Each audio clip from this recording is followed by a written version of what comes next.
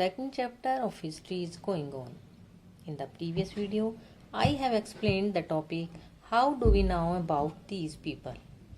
हमने कैसे जाना इन लोगों के बारे में, या जो इन लोगों ने टूल्स तैयार किए तो कैसे किए, और पत्थरों की इन लोगों के जीवन में कितनी इम्पोर्टेंस थी।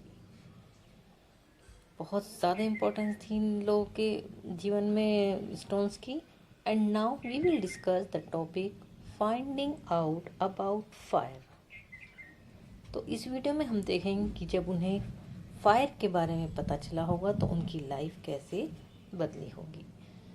तो traces of ash found in Kurnool caves, fire used as a source of light to cook food and to scare wild animals. तो यहाँ पर आपको कुरनूल केव्स को देखना है कि कुरनूल केव्स कहाँ हैं। लुक हियर, तो ये कुरनूल केव्स है हमारी। तो कुरनूल जो केव्स है वो कहाँ है? कुरनूल केव्स आंध्र प्रदेश में है। तो कुरनूल केव्स में हमें क्या मिला है? हमें कुछ ऐश मिली है, यानी राख मिली है कुरनूल केव्स के पास। जब कुरनूल केव्स के पास राख मिली है तो कुछ तो जला होगा जिसकी ये राख होगी। तो इससे यही पता चलता है कि लाखों साल पहले जो ह्यूमन बींग्स इन केव्स में रह रहे थे उन्होंने आग का यूज़ किया होगा। अब आग का यूज़ कैसे किया होगा? तो विंटर्स में अपनी बॉडी को गर्म करने के लिए भी वो आग का यूज़ कर सकते थे, या फिर खाना बनाने के लिए उन्होंने किया हो, या फिर जो जंगली जानवर थे उनसे अपने आप को बचाने के लिए उन्होंने आग का इस्तेमाल किया होगा। और इसी तरह धीरे धीरे आग के बारे में और ज़्यादा इन्वेंशन होने लगी।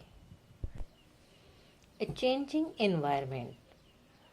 12,000 years ago, climate changed to a relative warm condition. This increased the grassland, thus grass-eating animals, cattle, goats, etc.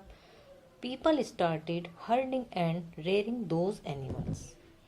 तो करीब 12,000 साल पहले अर्थ का एनवायरनमेंट जो था वो चेंज होने लगा।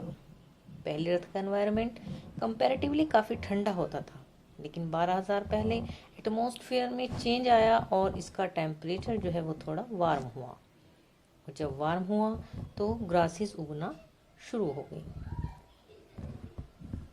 अलग अलग टाइप की ग्रासेस उगने लगी, ग्रासलैंड्स बने, और ग्रासलैंड बनने के बाद जो ग्रास ईटिंग एनिमल्स हैं जैसे कि गाय, भैंस, कैटल, वो भी बढ़े अर्थ में। और फिर उसके बाद लोगों ने उन जानवरों को पालना शुरू कर दिया। इन जानवरों को अपने साथ रखना शुरू किया, मतलब कि हर्डिंग और रेयरिंग की शुरुआत हुई। जो हर्डिंग और रेयरिंग यानी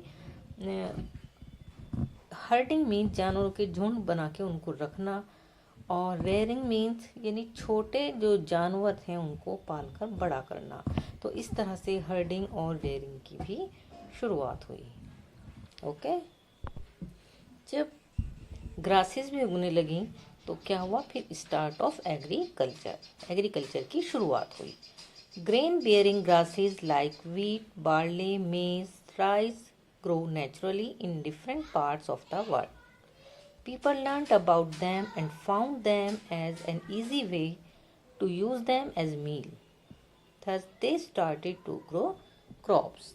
अब ग्रासलैंड बनने के बाद इनसे निकलने वाली कुछ ऐसी ग्रासेस थी जिनसे ग्रेन्स निकलने लगे, और इंसानों ने देखा कि इन ग्रेन्स का बहुत अच्छा यूज़ किया जा सकता है। तो इन ग्रेन्स को आप पका के भी खा सकते हो, और इनको स्टोर भी कर सकते हो,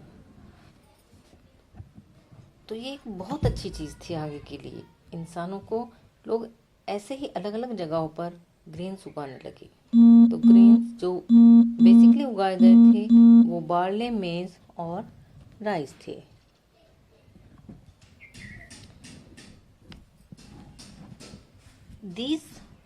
This requires great care, time and dedication, so they had less and less time to go for hunting and wandering from place to place. Slowly permanent settlement appeared. अब जब लोगों ने ये क्रॉप्स उगाना शुरू किया तो ये भी आसान काम नहीं था। तो उन क्रॉप्स को टाइम पर पानी देना होता था। इन क्रॉप्स को दूसरे जानवरों जो है वो आकर खाना लें, इस वजह से उन जगहों की रखवाली भी करनी पड़ती थी। अब जब उन फसलों पर बीज लग रहे हैं तो कहीं चिड़िया आकर इन बीज को न खा लें, इस बात का भी ध्यान रखना होता था। तो इसके बाद जब आप फसल काटोगे तो उसके बाद दोबारा फसल बोनी है, तो ये सब भी आसान काम नहीं था। तो इस काम के लिए बहुत ज़्यादा मेहनत, टाइम और डेडिकेशन की ज़रूरत होती थी। तो इतने डेडिकेशन के बाद उनके पास दूसरे काम करने के लिए टाइम नहीं बचता था, तो इसीलिए उन्होंने परमानेंट सेटलमेंट शुरू करने की बात सोची। अब इधर उधर न घूमकर वो एक ही जगह पर रहने लगे, क्योंकि अब अगर उन्हें सीज़न के अकॉर्डिंग पेड़ पौधों से कुछ भी न मिले तो वो स्टोर किए हुए ग्रेन्स को यूज़ कर सकते थे और अपना पेट भर सकते थे। तो वहीं से जो है इन्होंने परमानेंट सेटल के बारे में सोचना शुरू किया। तो स्टूडेंट्स, ये थे हमारे आज वीडियो के topics. I hope you will be understood. Students, you have to read again and again all topics of this chapter. Okay? Thank you.